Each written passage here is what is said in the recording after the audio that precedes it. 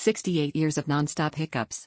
Charles Osborne holds the record for the longest hiccuping spree ever, starting in 1922 and ending in 1990. Imagine hiccuping through major historical events, multiple wars, and all the way into the age of the internet. Doctors never found a definitive cure or cause, leaving us baffled about such persistent involuntary responses. This bizarre medical mystery showcases just how little we sometimes understand about the human body.